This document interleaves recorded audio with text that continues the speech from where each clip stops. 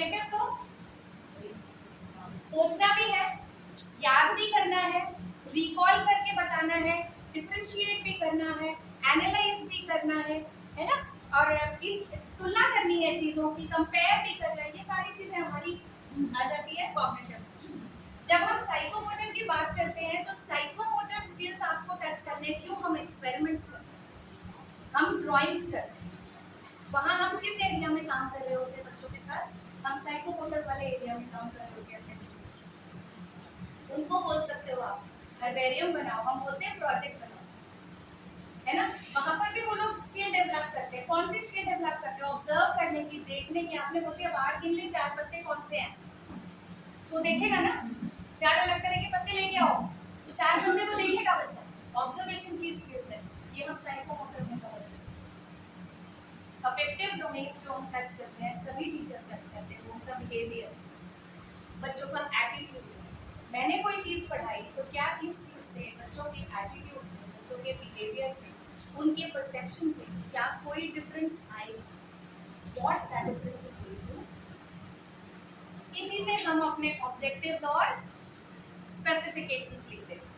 तो जब हम अपना लेसन प्लान स्टार्ट करें, मैंने कुछ प्लान्स बनाए थे अपने लिए, लास्ट ईयर स्टार्ट किया तो मैंने इसका एक दो की मैं पिक लेके मैं ग्रुप पे शेयर करूँगी, फिर आई नो कि आप एवरीबडी कैन डू इट, कोई ऐसी बड़ी चीज़ इसको बनाने में नहीं है। तो जब हम लेसन प्लान बनाएंगे तो हमारा पहला काम होता है, first step that comes under lesson planning is deciding your aim. तो लेसन प्लान क्या है ना, हमारे सारे कंटेंट को बहुत ऑर्गेनाइज कर देता है, हमारे लिए भी और हमारे बच्चों के लिए। हम बहुत ऑर्गेनाइज्ड तरीके से, बहुत स्ट्रक्चरल तरीके से अपने काम को कर पाते हैं जब थोड़ी सी प्लानिंग के साथ में क्लास करते हैं। तो पहला तो एम ही हो जाता है, हम बच्चों को बताएंगे कि भाई हमने क्या करना है, और वो एम हम किसी कहानी के साथ, किसी बात के साथ, कैसे भी हम अपने बच्चों के साथ में शेयर कर सकते हैं। इसके बाद हम जो भी नई चीज पढ़ा रहे हैं ना मैम, उसको हमें कनेक्ट करना है जो वो पीछे सीख चुके। तो हम इसकी भी बात करते हैं अपने लेसन प्लान में कि मैं अपने बच्चों से क्या एक्सपेक्ट कर रही हूँ कि उन्हें इस चीज के बारे में क्या पता है, क्या उन्हें इस टॉपिक के बारे में कोई प्रीवियस नॉलेज है या नहीं है। तो मैं यहाँ 2 लाइन में लिखूंगी कि ये प्रीवियस नॉलेज होनी चाहिए।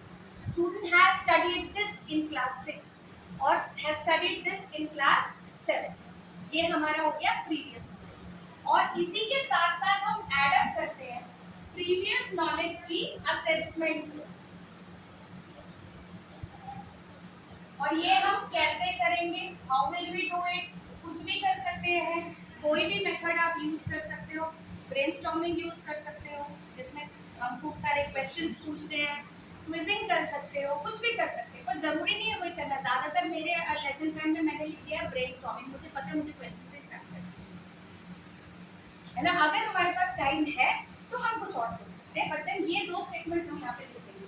तो मैं लिख देती हूँ कि previous knowledge was assessed with the help of या by asking some questions to the student related to the topic. इसके बाद हमारा जो नेक्स्ट चीज आता है वो है अनाउंसमेंट ऑफ द टॉपिक। आज हम इसके बारे में पढ़ेंगे या सीखेंगे, हम सीखेंगे, हम भी इंक्लूडेड हो गए ना उसमें, हम सीखेंगे। मैम टीचिंग वाला तो सीन ही चेंज हो चुका, जो हम टीचिंग वर्ड यूज करते थे ना, आई टीच, वो कंप्लीटली डिसअपियर हो गया हमारे नए वाले इसमें। अब तो ये हो गया we are going to learn, teacher is also learning and the students are also learning. That is our statement of aim, इसको हम स्टेटमेंट ऑफ एम के अंदर लिखते हैं। एक लाइन लिखनी है, टीचर अनाउंसेस द टॉपिक। ये हमारा लेसन प्लान ऐसे चलेगा। इसके बाद मैम हमें डिसाइड करना होता है हमारे ऑब्जेक्टिव्स और हमारे स्पेसिफिकेशंस। मैंने लिखे हैं ये प्लान सारे, कुछ ही अपनी डीएनटी कोई लेसन प्लान निकाल के तब ढूंढ के तब सीखा है। ऑब्जेक्टिव्स लिखने, स्पेसिफिकेशंस लिखने। ऑब्जेक्टिव्स मेरे क्या होंगे, अगर मैं डाइजेस्टिव सिस्टम पढ़ा रही हूँ तो मैंने पढ़ाना चाहती हूँ या क्लास में डिस्कस करना चाहती हूँ, तो मेरे क्या ऑब्जेक्टिव्स होंगे इस चैप्टर से। ये जनरली